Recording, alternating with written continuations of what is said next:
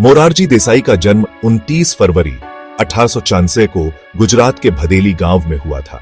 भारत के इस भविष्य के नेता का बैकग्राउंड बहुत ही सिंपल था। उनके पिता एक स्कूल टीचर थे। देसाई की परवरिश में उन्हें अनुशासन और नैतिकता की बहुत अच्छी शिक्षा मिली। गुजरात में अपनी स्कूलिंग पूरी करने के बाद मोरारजी देसाई आगे की पढ़ाई के लिए मुंबई चले गए।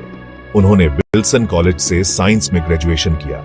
ग्रेजुएशन के बाद देसाई गुजरात में सिविल सर्विस में शामिल हो गए, जहां उन्होंने पूरी लगन और ईमानदारी से काम किया। हालांकि जल्द ही उन्हें भारत की आजादी के लिए लड़ने का जुनून चढ़ा। महात्मा गांधी के अहिंसक प्रतिरोध के सिद्धांतों से बहुत प्रभावित होकर देसाई ने अपनी सरकारी नौकरी छोड़ दी। उनका फैसला पक्का था। उन्होंने खुद को पूरी तरह से भारतीय राष्ट्रीय कांग्रेस और आजादी की लड़ाई के लिए समर्पित कर दिया। देसाई ने सविनय अवज्ञा आंदोलन और भारत छोड़ो आंदोलन में बढ़ चढ़कर हिस्सा लिया। आजादी के लिए उनकी अटूट प्रतिबद्धता के कारण उन्हें कई बार अंग्रेजों ने जेल में डाल दिया, लेकिन हर बार वह जेल से और भी मजबूत होकर बाहर आते थे, संघर्ष में फिर से शामिल होने के लिए तैयार। 1944 में भारत की आजादी के बाद मोरारजी देसाई के प्रशासनिक गुणों का इस्तेमाल तुरंत ही नए बने बॉम्बे राज्य की सरकार में किया गया। उन्होंने गृह मंत्री के रूप में काम किया और बाद में 1952 से 1955 तक बॉम्बे के मुख्यमंत्री रहे। मुख्यमंत्री के रूप में देसाई का कार्यकाल उनके सुशासन के प्रति दृढ़ प्रतिबद्धता के लिए जाना जाता है। उन्होंने भ्रष्टाचार और अक्षमता को सख्ती से निपटाया। अपनी सादगी भरी जीवन शैली के लिए जाने जाने वाले देसाई खुद एक मिसाल बनकर लोगों का नेतृत्व करते थे।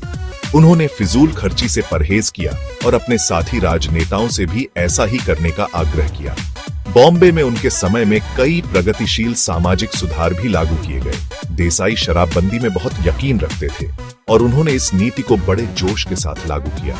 वह शराबबंदी को जनता के स्वास्थ्य और नैतिकता में सुधार का एक तरीका मानते थे। शराबबंदी पर देसाई का सख्त रुख, हालांकि नेकनियती से था, बाद में विवाद का विषय बन गया। आलोचकों का तर्क था कि यह नीति अव्यावहारिक थी और इससे अवैध शराब के व्यापार में बढ़ोतरी हुई। हालांकि उनके समर्थकों का मानना था कि उनका इरादा नेक था। बॉम्बे में मोरारजी देसाई के प्रभावशाली काम ने राष्ट्रीय नेतृत्व का ध्यान उनकी ओर खींचा। 1956 में वह प्रधानमंत्री जवाहरलाल नेहरू के मंत्रिमंडल में वाणिज्य और उद्योग मंत्री के रूप में शामिल हुए।